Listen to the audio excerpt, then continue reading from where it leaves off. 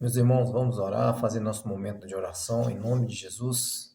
Damos graças ao Espírito Santo, agradecendo a Deus pela tua misericórdia, pela tua graça, em nome de Jesus Cristo nessa hora. Espírito Santo, obrigado, porque o Senhor conhece nossa fragilidade, conhece também quando nós estamos bem. O Senhor sabe que sem o Senhor Espírito Santo, nada disso seria possível. Eu não estaria aqui. Amém? Algumas centenas de pessoas conhecem meu testemunho. Amém? Através do meu testemunho, as pessoas se orientam, né? O Espírito Santo consegue orientar as pessoas, para levar as pessoas a acreditar, ou voltar a acreditar no Cristo. Meus amados, oramos agora em nome de Jesus nessa hora, porque agora é noite, né, em todo o hemisfério, norte, sul, leste, oeste do meu país. Mas eu estava em oração a Deus ali e eu resolvi passar algo para vocês com muita sabedoria. Eu orava a Deus, pedindo a Deus que a minha noite seja transformada como dia, porque no decorrer do dia a gente trabalha, a gente faz as nossas obrigações, a gente procura nos estabilizar para poder cumprir, né, com as nossas obrigações, né, humanas nessa terra, né, e honrar aqueles que nos honram, né, seja esposa, seja filho, seja filha, seja avós, amigos, né, e pessoas de Deus que têm nos honrado, né. Deus abençoe a vida do irmão Pablo, que tem me honrado muito, tanto em conselhos também como de forma provisória, de provisão, quer dizer, e Dona Vera também, Iago, Porto, né? São essas pessoas que Deus ele tem usado para me abençoar. Como eu também abençoo muitas pessoas, então é uma mão de dupla, né? É uma mão dupla, né? Agora, voltando aqui no raciocínio do que eu quero passar para vocês, agora sendo que noite, eu oro a Deus para que Deus faça essa noite virar dia. Como? Eu quero ter agora um momento mais de tempo com Deus, com o Espírito Santo. Eu quero dedicar à noite para ter mais tempo com Deus, porque na correria do cotidiano você não tem esse tempo, esse tete a tete com o Espírito Santo aqui, né? Eu quero despertar vocês também, porque chega do trabalho, você toma banho, você vai fazer uma coisa e outra e você causa as mesmas distrações. Você não tem tanto tempo para as distrações quando você está no trabalho, quando você está em viagem, mas quando chega à noite, que você deveria ter um tempo para entrar em comunhão com Deus, você se distrai com outras coisas. Então, que Deus possa fazer esse conserto conosco. E tocante a uma coisa que Deus me libertou, que eu entrei, né, de forma... eu caí de gaiato, né, em aplicativos, né, que eu busquei, assim, interagir com mais pessoas e eu acabei caindo num aplicativo que eu não tinha noção que era uma verdadeira borbúrdia, era uma verdadeira zona, era um verdadeiro prostíbulo. Então, eu tive essa experiência, consegui evangelizar algumas pessoas lá que até saíram do aplicativo, desinstalaram, receberam a palavra de Deus, depois eu mesmo peguei e saí. Mas eu percebi que isso não era só uma armadilha, um laço. Eu percebi que isso também estava roubando meu tempo. Então eu me voltei para Deus e agora eu faço esse tempo. Estou usando agora do meu espaço da noite, me desconectei de tudo, televisão está desligada já faz um tempo que não liga a televisão aqui em casa. E então eu me volto para Deus, porque na parte da manhã eu não vou ter esse cuidado com o Espírito Santo. Então pensa na sua vida aí, repensa na sua vida cristã, repensa na sua vida espiritual e acho que só falta isso.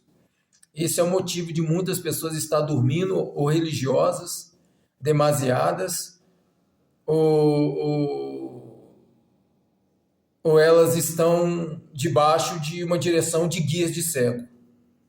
Amém? Então, tenha isso como estilo de vida. E tenha prazer em fazer isso. Que ao fazer isso, você vá fazer como se você estivesse fazendo algo que vai te dar muito prazer. Que é uma leitura da palavra, que é um momento de comunhão, de diálogo com Deus. Não vou falar oração não, porque oração a gente geralmente faz quando a gente está aflito, angustiado, ou quando a gente está passando algum problema de enfermidade, ou quando a gente está passando problema na família. Então a gente leva as nossas orações. O diálogo com Deus, uma comunhão com o diálogo é diferente. Você vai conversar com Deus. Não está vendo eu conversar com você aqui agora? Tá vendo? Eu estou falando com você aqui agora. Então, diálogo com Deus, comunhão com Deus é isso. É você separar um momento, pôr uma cadeira para você, uma para ele. Se você quiser também utilizar do seu quarto em secreto, vai falar com Deus. né? É loucura, né? Você falar com algo que tá ali, mas não pode se ver. Tá ali e não pode se materializar, mas você tem a fé e a plena certeza que você está falando com o Espírito Santo. Ali você tem todo um tempo, né? Agora tem gente que entra alguns minutos de oração na presença de Deus e acha que já passou uma eternidade. Ora 2 minutos, 20 minutos e acha que orou a eternidade. Fala uma meia dúzia de palavras com Deus e já quer que Deus desce os céus e a terra para a vida dela. Não. Deus não está procurando crente evangélico, religiosos no mundo inteiro. Deus está buscando os verdadeiros adoradores. As pessoas que adoram estar na presença dele. As pessoas que almejam pela presença dele.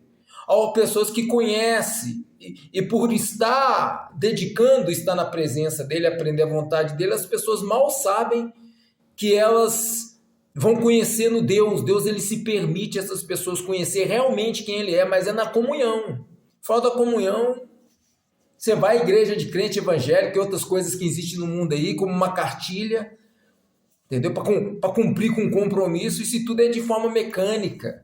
Tudo isso é feito de forma emocional. Você leva a sua família, você vai, entende? Aí você entra naquele ciclo de soleil, você entra naquele entretenimento lá, você entra naquelas papagaiadas dos infernos, e isso não é comunhão com Deus. Amém? A Bíblia fala que é bom que os irmãos vivem em comunhão. Quando a Bíblia fala que é bom que os irmãos vivem em comunhão, o que é comunhão? É conversar um com o outro.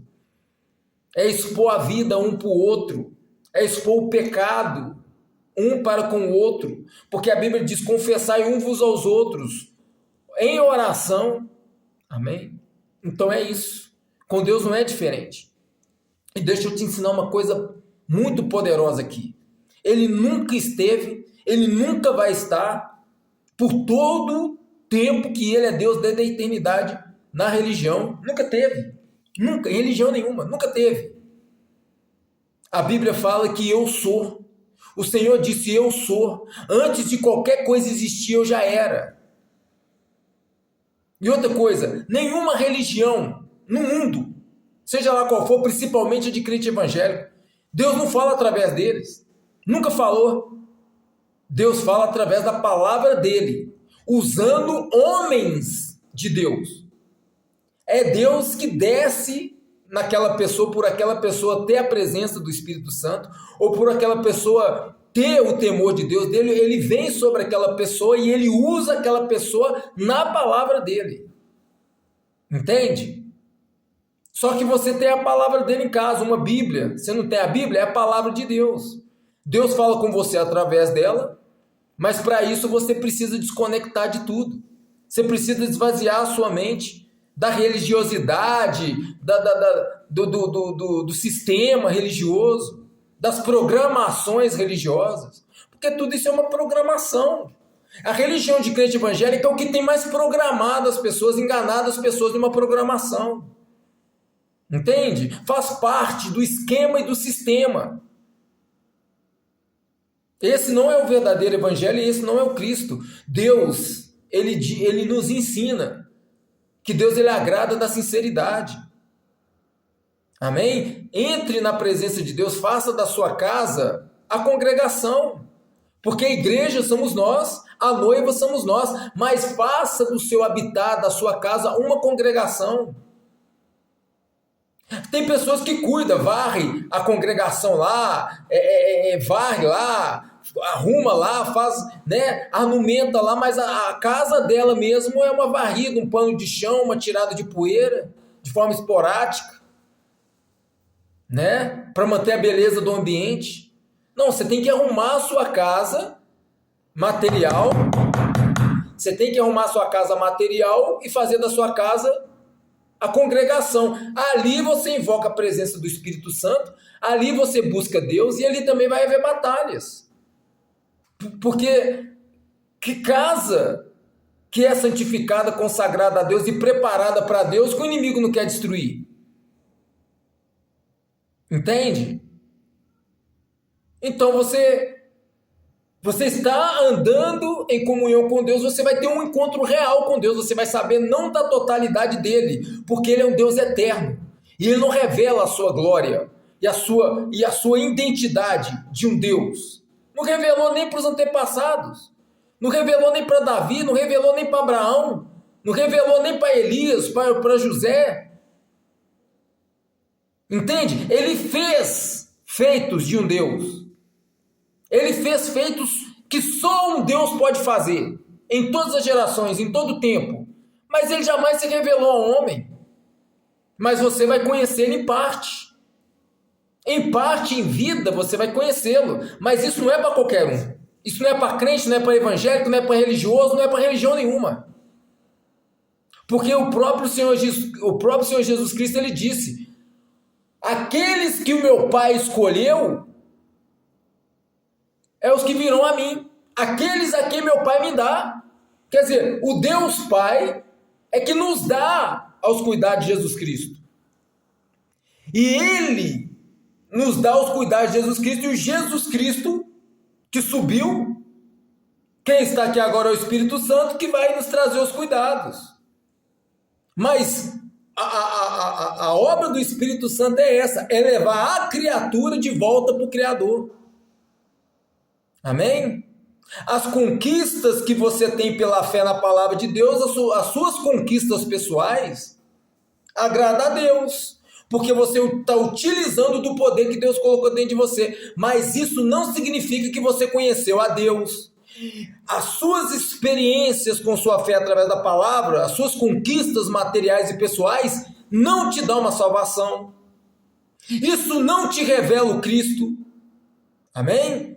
Você pode se afortunar, você pode se tornar uma pessoa milionária, você pode sentar no topo da sociedade, você pode ter 1 trilhão de seguidores na internet. Nada disso é Deus. As suas conquistas pessoais, através da palavra de Deus que te gerou a sua fé e você sobressaiu na vida, foi por causa da sua fé na palavra de Deus.